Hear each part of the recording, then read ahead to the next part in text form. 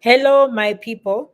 Welcome, welcome on YouTube, and thank you so much for always coming and for subscribing. So, if you are a new member, please consider subscribing. For the old comers, how about thank you so much? Okay, thank you so much for coming.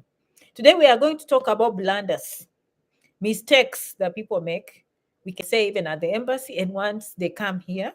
So I'm not going to talk a lot. There are not too many, but let me speak about the most common. And I'm not going to spend time about the embassy. You all know that, saying the truth is very, very important. Now, if you try to tell a white lie, you have to stay with that lie. I'm not saying people don't lie, okay? But I'm just saying if you lie and you forget, it becomes a problem. Because if you lie in the embassy, it will follow you where? In America.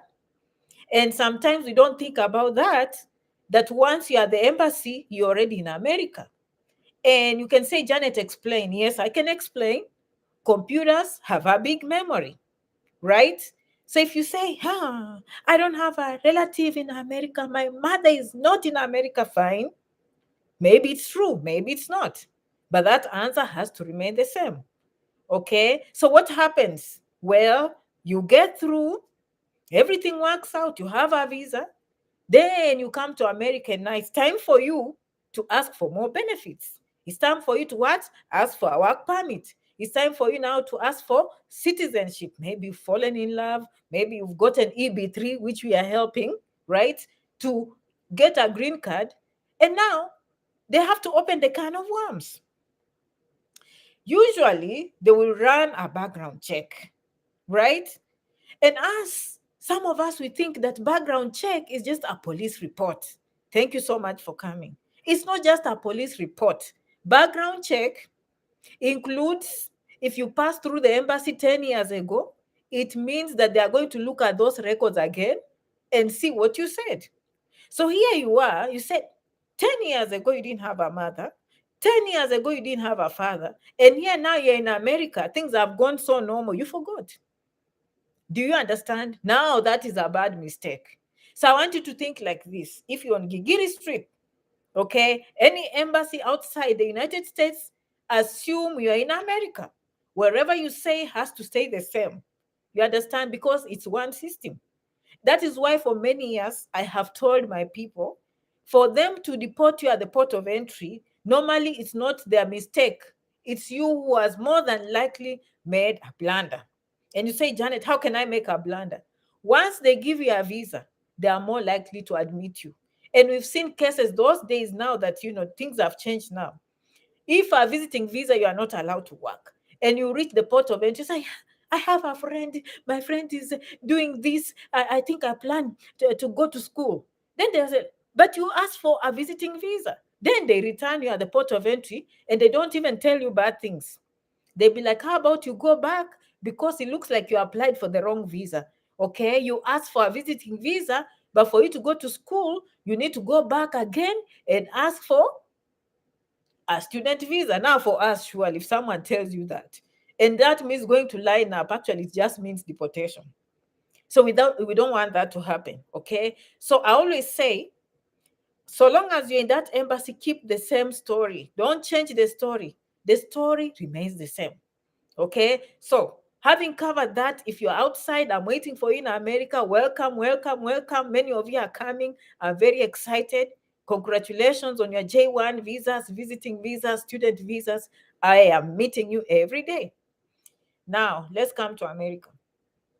Even before we come to America, most of you have followed Janet, okay? And you've succeeded, right? Because with information, you can do things yourself. Now, you come to America, which we like, by the way. Given a choice, I'd rather you do things yourself at home because I give all the knowledge, because the embassy has different laws governing them compared to what the immigration in the United States uses. Remember, externally, the embassies are supposed to ensure they only admit people who plan to go back. Okay, but now if you're here, do you think the law will say that? The law here is more likely to be friendly. In fact, here, if you miss something, they say, can we have this? You missed this document. We can't do anything. You need to bring this document. So they will ask for more evidence. There, no. They'll say, denied. So there's a difference. But having said that, let me just go through some of the programs I've been teaching here. Most of my programs are very, what can I say? People need them. Okay. So whatever I say here is usually very useful because it's very practical. It's something that is actually affecting people's lives. You know what I say? I don't come here for any videos. Well, I can come and entertain, but most of my videos are very practical. So let me give you an example. You know how I talk about change of status. Okay. For many years, of course, we know people came to America. I've been in those communities. If you come on a visiting visa, it's like a laughing stock. What are you going to do with this visiting visa? Okay. Before even Ukimbizi, it was just like, what are you going to do with this? People will even feel sorry for you. And sometimes people are just thinking of that embassy and they are thinking of the opportunity that is here and they just make a decision of staying. They don't even care about extension. They don't care about any opportunity of changing. So don't take this knowledge. Most of you will see, if not, you're already in America and you're seeing it. Okay. These things, we never used to talk about them. Now you are really meeting people who do not have papers, but it's not because they wanted to, it's because they did not know. So I come up and say, okay, guys, you can change status from visiting visa to student, which is happening. I do that. Okay. I don't do it myself, but I use very credible schools that will give good outcomes, of course. Of course. Now, I have to point out the mistakes you're making so that you don't become a victim. The most common mistake I've seen, and I don't say it's a mistake, but I call it a mistake because people still come back to me. You understand? Sometimes I don't know what to say because I have my own consultations. I tell you, janetrangi67@gmail.com. I even have a consultation on janetrangi.com. But for some reason, you know how Janet does her things. I don't hold back my information. So you have all the tools to do it yourself, and rightfully so. So when people decide to do that for their own reasons, they, of course, they believe in the knowledge. And when they go and do it themselves, they find out what I'm saying is true. But here's the catch. I've gotten many of you, okay, and I'm not going to mention names because I still love you, but I have to do this video so I don't keep getting such people again. You understand? Janet, what do I do now? I don't have money. I say, what? What do you mean you don't have money? You see, I came on visiting visa, and then you know how we are now where you can change status and become a student. I say, yeah, good, good, good. That's good progress. Yeah, not good because when I changed now, Janet, this school is just $60,000, $70,000 per year. I said, do you have payment plans? Do you have student loans? Oh, Janet, I've watched all those videos. I have tried this. I've tried this. I've tried that. Okay, so I just listen. You know, one thing is sometimes when people tell you their problems, they don't want a solution. Sometimes maybe they just want someone to listen. So I'll sit there and listen. After they talked, I just ask them, did you know I have a consultation? Yeah, Janet, I'm sorry. I'm sorry. No, you don't have to be sorry. Who is sorry? Sorry is you, not me. Okay, so what am I saying? Those things I put in consideration of the cost. If you decide to put matters in your own hand, by all means, do that. Okay? But I can't be there to correct every mistake you make. When we had $99 there for you to go and book consultation, we ignored thinking that $99 means anything until you got a bill of $20,000 in 3 months. Consequences. Consequences. And Janet Ranki people are probably smiling, paying almost nothing. You understand? I love you. I love you. Okay? When I do these videos, understand. This is a clear, you thought the title was a lie. It's a blunder. Let's call a spade a spade. It's a big mistake. It's a blunder. Let's call a spade a spade. Okay, I love you. I love you. This is a blunder. You answer in the comment section. Would you rather go and pay Janet $99 consultation, or would you have a bill of 15,000 US dollars? Crickets. Crickets. Blunder. Okay? Blunder. My people shall perish because of lack of knowledge. Okay? Now, I can do this, but every video I try to put in more information, but I can't, or I can point in this video and you watch this, but you don't watch the next video. You understand? But when someone comes to me, I kind of put the full picture. I've already looked ahead. I've looked at how much it will cost. I put that in mind. Okay? I put in mind a lot of things. Now, blunder number 2, even on that change of status, I've gotten so many. Okay? Janet, how much will it cost me for you to do for me this change of status, because I already have an I-20. Okay? What is the answer? I can't. An I-20 means they gave you a service and you went and paid. So that is your official record with the immigration. You have already been assigned a service record. Okay? So you cannot tell school B to change status when you already applied school A. Okay? Now you took matters in your own hands, you see? And I love you, I love you, I love you. Please, I have to. You know, the thing of my videos, I do this because I didn't see one person do it. I've seen like 5 people do it, and I'm rescuing the rest of you. You understand? So if you go and you change with school A, and then you realize, because school A has told you his admission, then they tell you go find a lawyer. Or school A tells you we don't do change of status. Or school A gives admission and say go back home and get F1. As much as I want to help, I can't. So for me, I know that if I have change of status, I have made sure that the school will start and the school will finish the process. Okay, so a service that has been assigned by a different school, school A can never run the business of school B. Those are separate entities. Okay, so you make up your decision. In as much as you get these free videos and you think you can hide under the table, as if you come for consultation, you are doing a favor to Janet. You are not. You are just punishing yourself. You are punishing yourself. I have to be honest. Okay, these immigration issues are very, very difficult. You just need to miss one thing and you mess up everything. Now, all is not lost. All is not lost. You can still go and cancel and start all over again, especially if you have not started class. But if you have started class, the school might tell you have to be in that school for 1 year before you transfer. All because you did not use the power of consultation.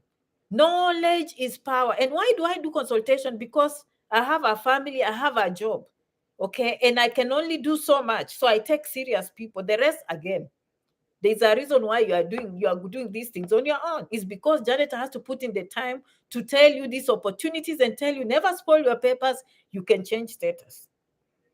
Okay, so you don't put the big picture and then now you end up in problems. So that is another blunder that I've seen. Okay, when you think you can go, the school will be, oh yes, we can give you admission, you are happy. Then they give you I-20, then they tell you go back home and change F1. We don't do that. Or go find your own lawyer. We don't do that. Okay, I can't dictate. Okay, this is why I can't even go to the school of any school. I don't know how long they take to change status. We have to operate with speed. You only have a short window to stay legal. So I have to go with people that I'm very aware that they will go with speed, schools that will go with speed. Okay? So I cannot take a service that belongs to another school. But even if I was to take, some of you admission, remember, if you try some schools, they will ask for GRE, TOEFL. Okay, or maybe they admit only once and your visa is expiring in July, okay, and schools have already started, the next semester is in January. What are you gonna do? So all these factors we put in consideration. Or you take a very expensive course, or you choose a school that will not even finish the job. To me, I feel like these are some of the things, and I can tell you from experience, there is no single video that will cover everyone. I've been doing this for many years and I do consultations every day, and every client is unique. Every client has a unique thing that you will capture or you will advise accordingly. So the video is general and it helps the masses. Okay. But I'm just bringing to your attention the things that you have to think when you're doing these things: operating with speed, choosing the school wisely, and knowing who is going to change that status. It's not for the faint-hearted. I tell people, like, sometimes when I change status, it might look easy, but it's not. Because I remember 4 years ago when I used to call these schools and then I'm turned down. Sorry, I don't know what you're saying. We don't do that. I've had to go through a lot of stress to make your work easy, but you'll never know. But you don't have to know, because I've been blessed because of that. Do you understand? So it's a win-win situation for you. It's winning. I also win. Okay, my hard work and discouragement and turn downs and people closing doors in front of me, it has come to work because now you can enjoy. So you cannot just come thinking, but Janet said you can do this, you can do this, you can do this, and then you wake up and say, but I thought she said this. Now the story changes. No, no, no, no, no. The story has always been the same. Change of status is possible. You just have to look into every area. One decision, let me give you a perfect example, and then I go to the next blunder, okay, which is happening. For example, medical people, we know. A patient can come to you and be like, I read on Google, these are the symptoms, and I think this medicine is good for me. And I have a friend who is taking it, and I've read about it. I know this medicine is good for me. And they will mention symptoms A, B, C, D. And you're like, oh, yes. And by the way, it's true. They are not lying.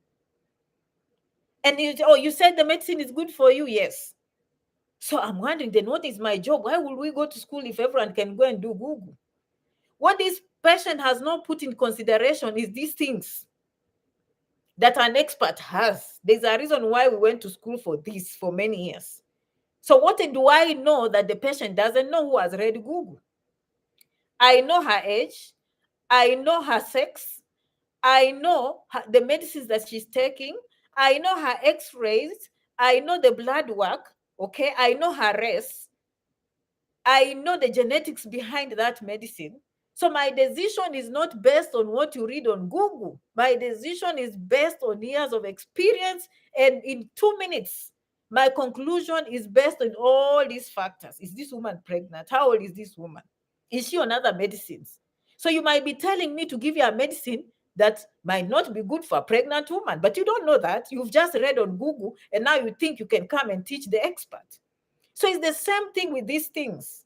Just because you've had this, you think you know everything, but you are missing the most important part of that puzzle to complete the big picture. Okay, my friends, I'm taking this to tell you the truth. This is what happens. Okay, and I have to, by the way, can I just tell you, thank you so much for your support. Okay, shout out to all of you, especially people in Seattle. All of you are very, very supportive. I'm very, very impressed. Now, let me talk to my audience before I go to blunder number 3. Never, never be cheated. Never be cheated that Africans cannot work together. Many people are hiding information. Now, in our generation, we don't have to hide, we can share. But also, I've learned that people are willing to give. So, thank you so much. Okay. Support, I've gotten 100%. Let me go to the biggest blunder that is happening. And I have evidence. I have papers, I mean, papers, I have receipts. When you claim something, you better have evidence. I love your comments. You better have evidence. Don't come here and claim. Janet's not going to claim something that doesn't exist. Okay? And this is the blunder that I'm not saying that it's bad, but let me just help you, because if it's affecting one person, it can affect all of you. Okay? And I don't want it to affect all of us. One person should give us enough lessons so that all of us do not have to suffer. Okay? All right. Let me talk about EB-3, the green card. EB-3 green card. EB-3 stands for employment-based green card. There's skilled and unskilled. So this thing of unskilled is going on, okay? And you all know, if you've watched my videos, that some places people thinking they can self-petition. And I don't blame them, because we don't know what we don't know. And some of the things are very convincing, because there are stories of even people, but my friend even went home. So you listen to me, right? You're on asylum. And you've heard that you can actually petition for yourself, and an employer can write for you a letter. It looks very real. Because when you make the application, they are going to receive it. They'll even take your check. They'll even send you for fingerprints. Okay, they will send you for medical. And it's going to look very real. The reason I'm doing this is not to discourage anyone, because at the end of the day, the worst that can happen is just a rejection, which I have. Let me read for you rejections that I've received. I have like 7 pieces of rejections from my people who send me every day. This is a perfect example, okay? I can't show you because you can't read. It won't be very clear. So I'll just read it for myself. I'll read for you. This is a person, okay, who has gone and been told that EB-3 you can file for yourself and just ask for an employer to write a letter and you'll be okay. Medical done, okay? The response, oh, thank you, we've received the application, done. Now go for medical, done. Open the account, done. So things are moving smoothly because you even heard people are going home. So things are moving smoothly. Then after a while, this is the result. Now the day for judgment comes and they reach your folder. This is the result, and I'm going to read. The entire application package you filed, along with any fees you submitted, is being returned to you for the following reasons. Rejections. The principal application could not be accepted for the reasons specified on the related notice action form I-797. Therefore, the processing of all riding applications cannot continue. Okay? That is happening. Then they go ahead and say, if you submitted by account, we'll return the money. If you sent a money order, it will be returned with the envelope. Okay? This is not to discourage people, but it's to deal with the ones who have not done it so that they don't waste their time. Okay? I'm just telling you, I'm being honest. And it looks true. Even me, if I went and made the application and they receive it and they send me for medical, I will believe it.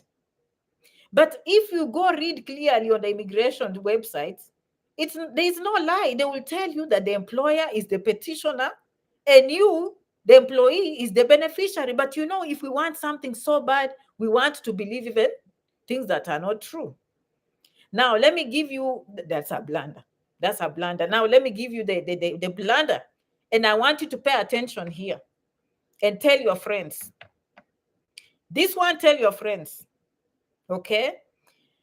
If you file and you self-petition for yourself, okay, and you still have hope, and maybe it will take them 2 years or 16 months to reach your case. By the way, at some point, sometimes they can allow someone to apply for what? Advanced parole, which is what? To go outside the country, to travel, because you're going through change of status. Okay? I would be very careful until I get my green card if I'm in that situation. Let's say you came as a student, you're on status, no problem. If they file for you a advanced parole, which even me, they file for me, I will exit and come comfortably because I knew I was a student. I had everything. But let's say you're on asylum and you exit. And then now, when the time comes to adjudicate on your case, they send you such a letter. That means they will revoke your trip. You've just ended that asylum case. Right? True or false? Okay, these are the things I say. Let's think ahead. They will not deny you benefits because they don't know the outcome. They just follow a process. So before they complete your process, if you request something, they will honor. That's just how it works. So before you travel outside the country, be careful. So when you hear people saying, but she even went home. Okay. If they went home, number one, these things, when they start, sometimes we can be lucky. Have you ever seen a miracle? Some people go through miracles. For example, your folder just falls in the hands of a new trainee. You can be lucky. Human error can happen. But do not go and just switch the whole law and say the law says this when the law says the other way around. Okay, I'm just saying, let's be careful. Let's not have those serious blunders. Okay, because before a case is adjudicated, they will follow a process. And if you request something, they are more likely to approve. And they will even let you out and let you in. Okay, but once the results come and they see, and who was the petitioner on this case? They don't even have the most common, if you find an employer to write a letter, you don't have labor certification. Labor certification is the law for all foreign workers who come on that green card, employment-based green cards. I went through that. I have family members that went through that. Every American employer has to submit, they will review their revenues, they will review their finances to ensure that they have enough money to pay a foreign worker exactly the same way they pay the American citizen. It's very, very important to the US Labor Department so that they do not suppress American wages. If left unchecked, okay, employers are more likely to utilize this loophole and bring cheap foreign labor. So there is a reason why America does it.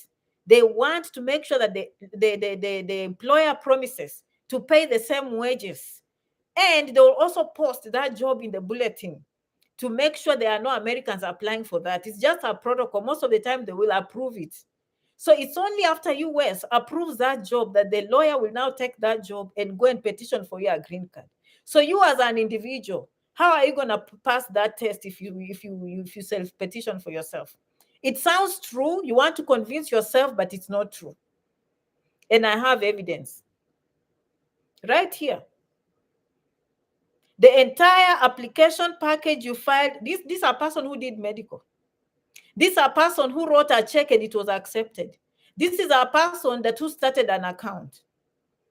The entire application package you filed along with any fees you submitted is being returned to you for the following reasons.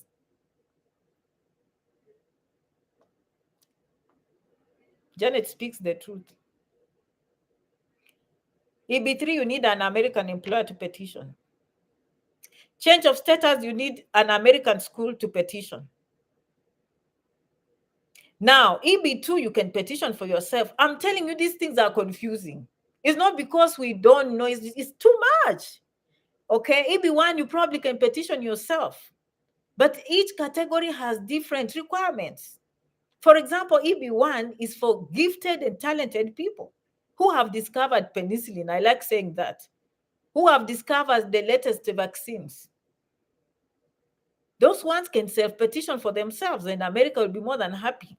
If you are the best basketball player, maybe you won the championships somewhere, of course, you are a champion. Not so many people can run a marathon. You can petition for yourself. You don't need an employer, right? For EB-2, again, you can probably petition yourself. I'm not sure, but that one, I think you can also self-petition, right? You prove that you wrote papers in magazines, in the renowned newspapers, Harvard Review, The Lancet, New England Journal of Medicine. You've published in African papers in big universities. We've seen you on radio, we've seen you on TV, you've written a book, and you have a PhD, more than likely from America, but they take even foreign ones.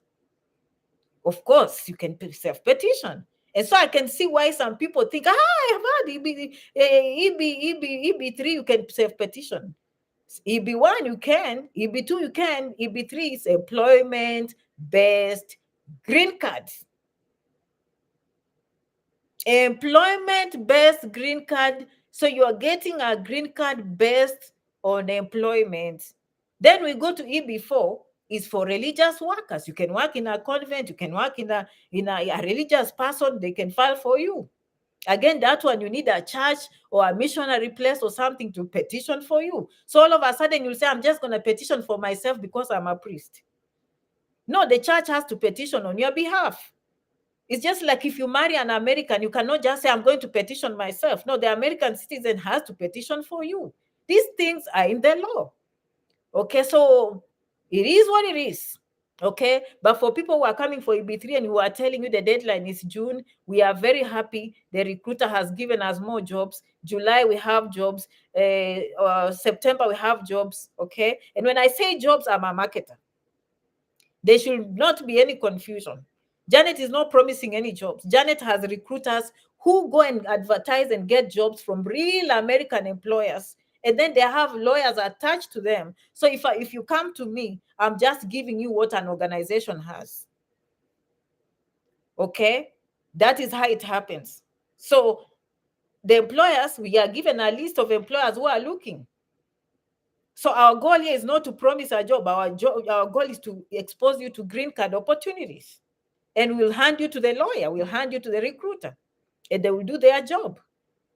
And yes, you will see the employer. Me, I am a beneficiary of EB-3. Did you know that? For skilled workers. My hospital petitioned on my behalf. I still have the papers up to today. I never petitioned for myself.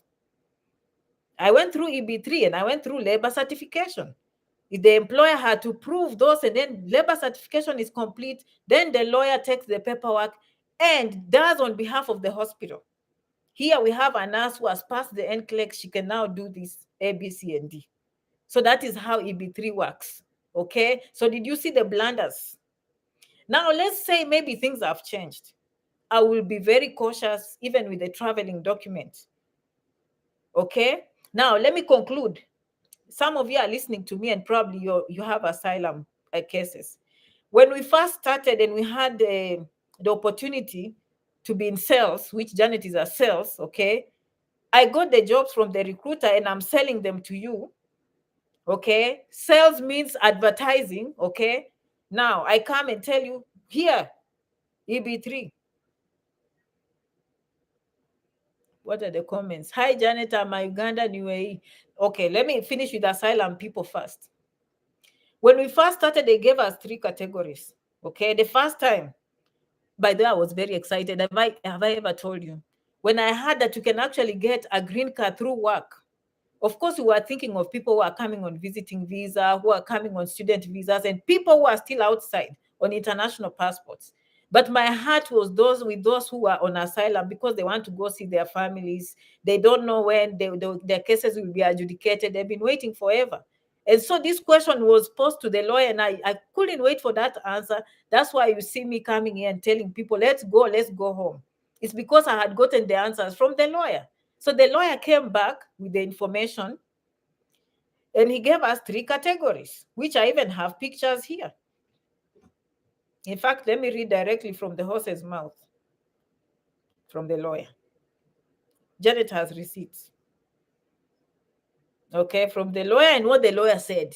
So if you have someone who is on asylum, this is a good opportunity.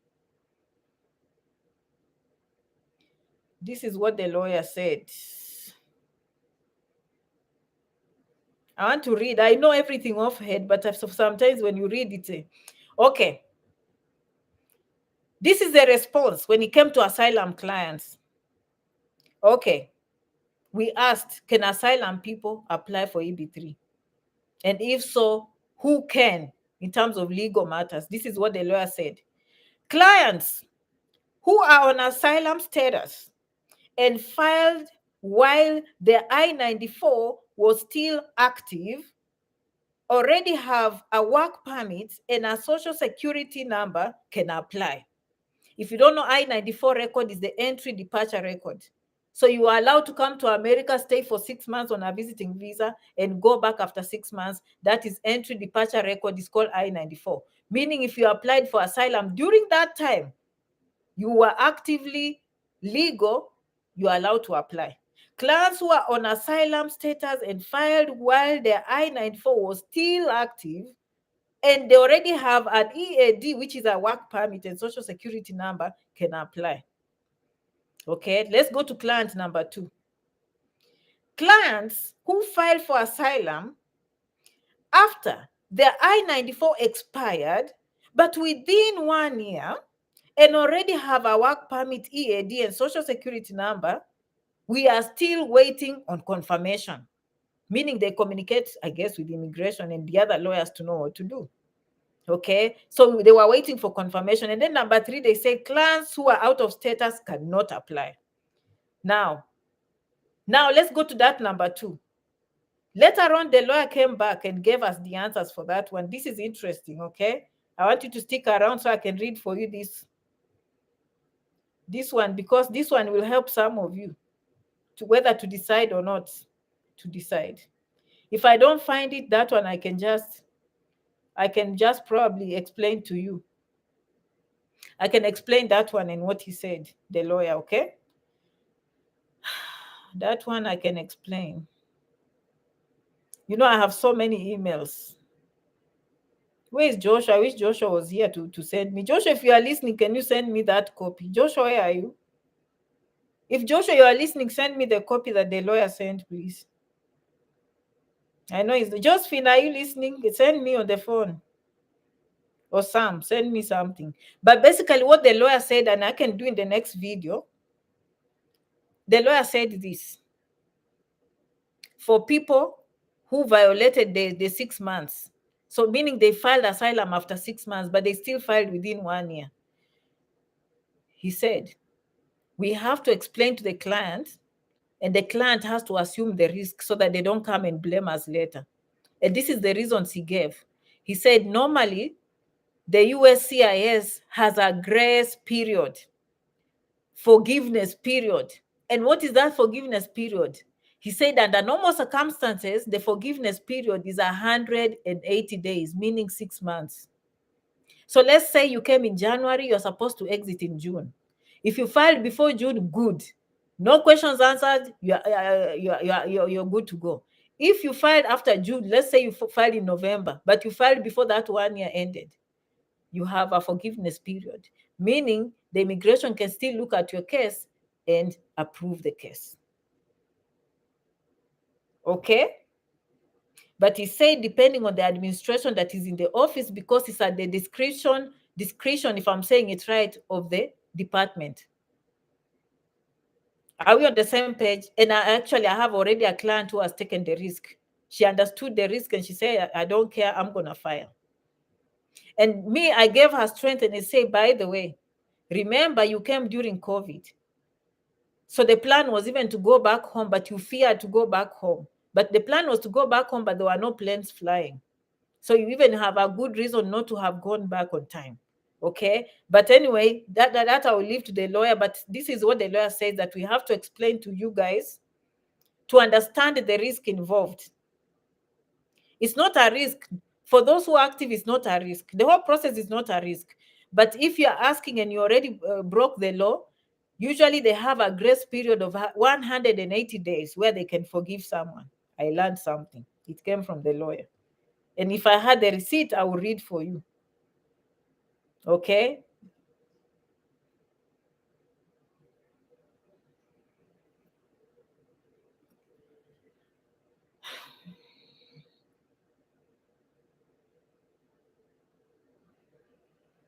Hello, Joshua.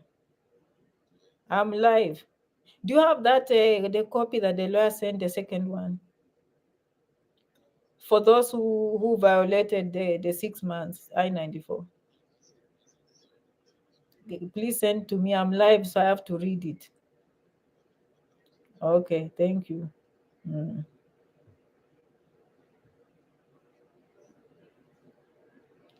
Okay. I read for you, okay? We are dealing with lawyers. And one thing I like is when you are with us, you get these things. Can you imagine if you're alone? And then you're just saying, oh, EB-3, and then you don't care. What if you let your papers expire? So we don't let your papers expire. We advise you until by the time you file. By the way, we are going to school. Me and Joshua, we are going to school. Very soon we'll be certified immigration experts. You will see me in court. Okay, this is the answer they gave. Let me read and I will end the video. Okay, this is the answer, okay? Anyone who filed for asylum within 1 year of arriving can proceed. In rare cases, we may not be able to adjust status if someone has a few months of unlawful presence, but customarily, USCIS has always forgiven up to 180 days of that in business cases because they're allowed to. Business cases meaning B1, B2, I guess. However, I suppose the risk of someone, depending on the politics, okay, which way the politics go, Okay, if they can stop doing that, depending on politics. Okay, but even in 2016 to 2020, okay, they did not automatically say no, even in 2016 to 2020. So I don't expect that this will be an issue. Still, we should tell clients the risk so they cannot blame us if ever it winds out being a problem. Disclaimers, we just tell you the truth. Okay? Now, but generally speaking, the EB-3 is going on very well. Okay?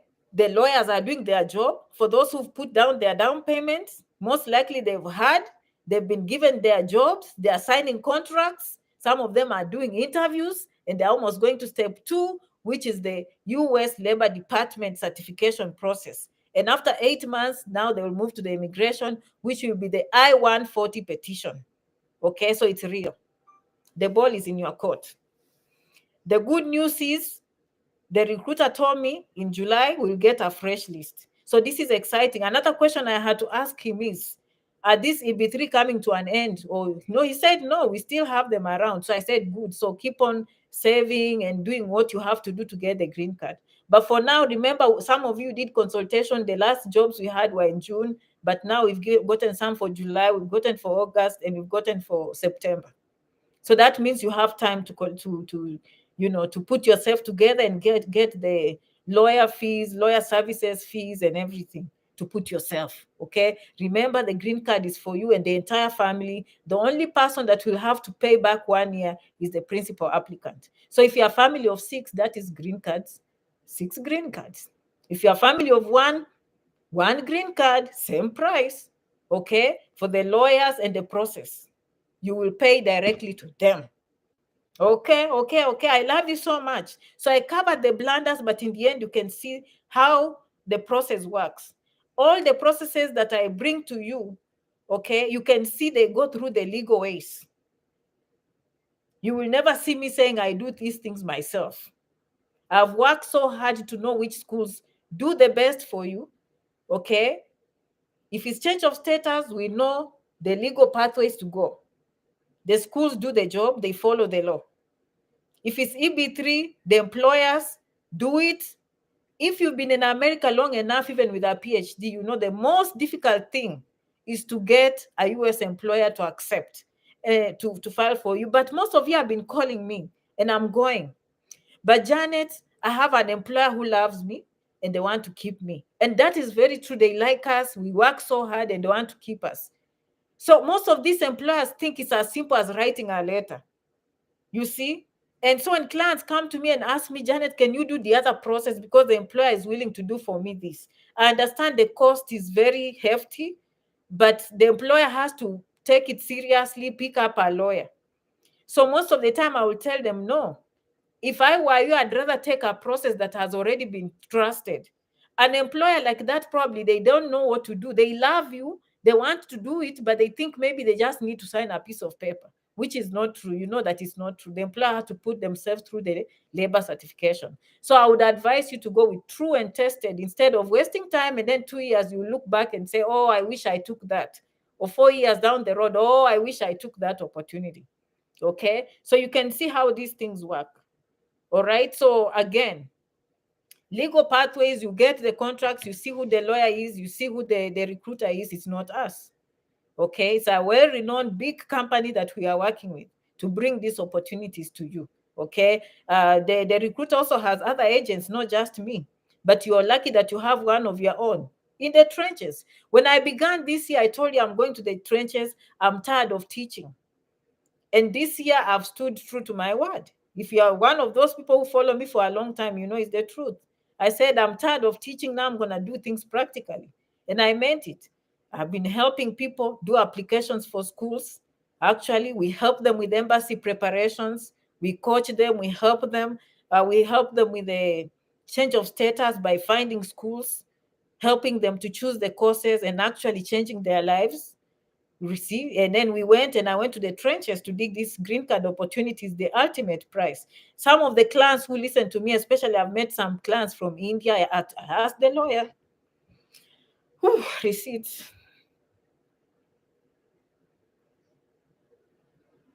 Ask the lawyer that one. I know this one is somewhere on top. I don't have to call Joshua. Basically, people from those countries, especially those countries that don't get green cards, their line is usually very long. Okay, basically what they said, this recruiter particularly, and I think most of them will not take clients from India and Mexico and China, just because their waiting periods are usually too long. Sunshine people, you're very lucky. Okay, that luck didn't come easily. When you apply for green cards, you get a green card within 1, 2, 3 years. You are very lucky. Other countries cannot speak like that. Okay. So this EB-3, I feel like it's going to be yours. Take advantage. The green card basically is usually yours. If these other countries try, their line is too long. Okay. People from the Philippines, the line is too long. People from Mexico, the line is too long because they are already here in massive numbers. And here they go with the quota system. They are fair. They're just fair that if you've had enough people from here, let's give an opportunity to this other one. And the Sunshine people have not been given enough opportunities. And that is why when you apply for a green card in 1.5 years, it's ready. In 2 years, it's ready. Other countries have to wait 10 years. I've seen people who coordinate their H1B, then the wife goes on H1B, then goes for masters, and then they use this one for OPT. They just keep on trying until the 15 years are over, and then eventually their green card is ready. But for you don't have to do that. Okay. Good luck with your decisions. Okay. Good luck with everything. I'm here to execute all the processes that I talk about. Jeffrey, thank you.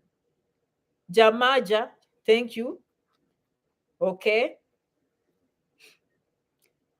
So this one says if you are willing to wait 3.5 to 5 years, you can do EB-3 as it gives you green card. No one can guarantee government process because of wherever. Yeah. So you can never guarantee the process. As the lawyer says, 18 months to 2 years. It can go higher. Who knows? We can only go by what they tell us, the experts, okay? That is what is written in the contract. Hi, Janet. I'm a Ugandan in UAE, wondering where I can get the best shot between the Abu Dhabi consulate and Tanzanian consulate. I cannot advise because they just, sometimes someone goes, why didn't you go to Abu Dhabi? Or they go to Abu Dhabi. Why didn't you go to Tanzania? So we just don't know the embassy and what they are thinking. But right now, the US said you go where there is an appointment. Okay, good morning, Janet. Great to see you. That is Sienna and Jeffrey. Jeffrey, how are you? Long time. Okay. Salifu, Samuel, Kennedy. Okay. Hi, Gan. Eric, how are you? Leah, Raymond. Okay. Mariam, Betsy. Oh, today you came in big numbers. Thank you so much for showing up. Miss Powers and Betsy and Godfrey and Anne and engineer again, Lydia. Okay. And Elkanah. Thank you so much for showing up. I love you so much. Okay. Yeah, patience. That's why when it comes to EB-3, people who are outside, we are very, very careful to offer them. In America, you can start having a work permit if you're on a student visa, so you will never know that there is a waiting period. I love my candles. It brings blessings. They smell very good, by the way. I love candles. This one says warm leather. It's very nice. I love it. Okay, I'll see the next video. And this one, this one smells good. This one, it says firewood spice. It's good. Okay, it's blessings. I love candles. So try candles in your house. You will feel very good. Okay, see you in the next video. Okay, kwaheri, merci beaucoup. Muchas gracias, asanteni. See you in the next video. Okay, have a good day and bye-bye.